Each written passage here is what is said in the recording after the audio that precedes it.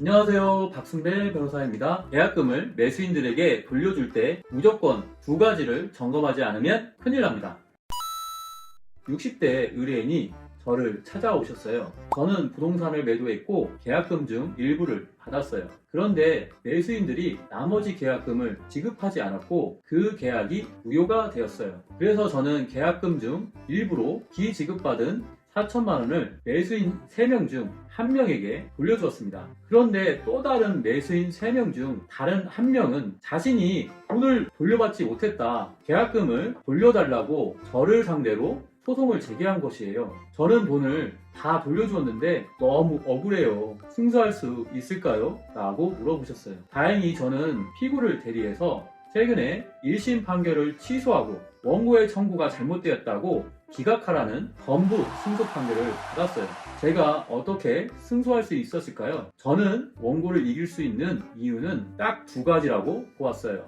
하나는 A가 원고를 대리해서 돈을 받은 것이다 라고 주장했어요. 두 번째는 그렇지 않다고 하더라도 A가 돈을 받아서 원고에게 정산을 해 주었지 않냐 라고 주장했어요. 이에 대하여 법원에서는 A가 돈을 받아서 원고에게 정산을 해 주었다라는 취지로 보여지는데, 어찌되었든 피고는 매수인들에게 모두 변제하였다는 취지로 판결하였습니다. 그 이유를 살펴보면 첫 번째는 A가 돈을 받은 다음 원고에게 돈 550만 원을 주었다. 두 번째는 그리고 A는 또 다른 매수인 B에게 3,500만 원을 송금하였다. B도 원고에게 위 돈 중 일부를 송금하였다. 세 번째, 원고는 이 사건 소를 제기하기 전에 A와 B를 상대로 피고로부터 반환받은 계약금을 횡령하였다는 이유로 고소하였다. 그런데 A와 B는 혐의 없음 결정을 받았다. 네 번째, 원고는 A와 B로부터 계약금을 반환받는 것이 어렵게 되자 이제서 피고를 상대로 이 사건 소를 제기한 것이었다. 결국 이와 같은 사정을 모두 종합하면 피고는 매수인들에게 지급받은 계약금 4천만 원을